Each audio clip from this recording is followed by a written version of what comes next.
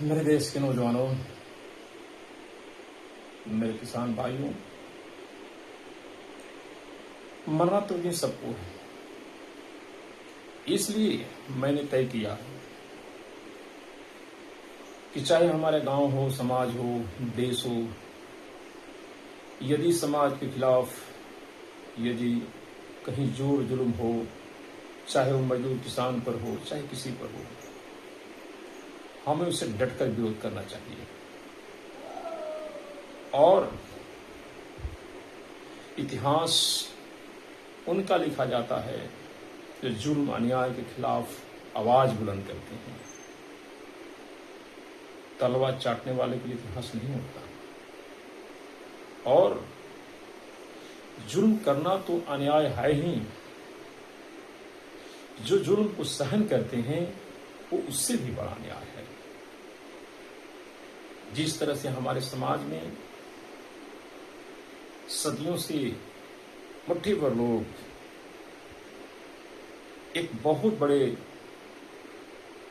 समुदाय पर जुल्म करते आए हैं, आज भी अपना बकौती समझते हैं। आज भी शोषण और जुल्म जारी है। आज भी पढ़ने का हक अधिकार नहीं दिया जा रहा है। यदि आपके बच्चे, किसान, गरीब, मजदूर के बच्चे पढ़ने भी जाते हैं, तो जिस तरह से ये सरकार इस व्यवस्था को भ्रष्ट करती जा रही है, आपके हमारे बच्चे नहीं पढ़ पाएंगे। हमारे बहुत से नौजवान विदेश में या अलग स्टेट में जाकर के मजदूरी करते हैं। मैं देखता हूं कि बच्चों को स्कूल, प्राइवेट स्कूल में एडमिशन कराते हैं। उनका एक ही ख्वाब होता है कि हमारा भी बच्चा पढ़ लिख करके बेहतर बने। लेकिन मेरे प्यारे साथियों, मेरे नौजवानों, कितना पढ़ाएंगे अपने बच्चों को? 5 क्लास, 7 क्लास, 8 क्लास तक बहुत पढ़ाएंगे, 10 क्लास तक। इससे आप नहीं पढ़ा सकते हैं आगे। और आपके बच्चों के पढ़ाने में पूरी जीवन की कमाई छोड़ दीजिएगा, फिर भी बच्चे कामयाब नहीं हो सकते हैं यदि सिस्टम भ्रष्ट है, अव्यवस्था है, रिश्वतखोरी है, पेपर लीक की मामला बढ़ते जा रहा है। फिर वहां पर क्या कीजिएगा? मैं बहुत से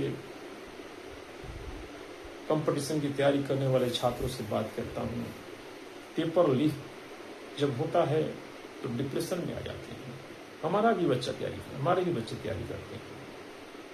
और जिस तरह से डिप्रेशन में आते हैं, देख करके बहुत चिंता, पीड़ा होती है कि क्यों न इस व्यवस्था के खिलाफ हम सभी मिलजुल करके आवाजें बुलंद करें। जो तानाशाही सरकार चाहती है कि जो गरीब है गरीब रहे, अमीर और अमीर होता जाए, मुट्ठी भर अमीर चाहते हैं, जो सत्ता के गुलाम हो, सत्ता के इशारे पर काम करे। तो मैं तमाम देश विदेश में गए मेरे प्यारे भाइयों, मेरे प्यारे नौजवानों, आप जहां भी हैं, मेहनत की मजदूरी कर रहे हैं, अपने बच्चों के पढ़ाने के लिए रात दिन एक किए हुए हैं, खून पसीने की कमाई को प्राइवेट स्कूलों में झोंक दे रहे हैं। लेकिन सिर्फ इससे हमारी समस्याओं का समाधान नहीं होने वाला है। इसलिए आप जहां हैं, इस सरकार के खिलाफ चाहे सोशल मीडिया में लिखें, चाहे वक्त मिले तो इस जो आंदोलन जो चल रहा है इसमें आप साथ दीजिए। तभी आपका बच्चों का, हमारे बच्चों का भविष्य बेहतर होगा, देश का भविष्य बेहतर होगा।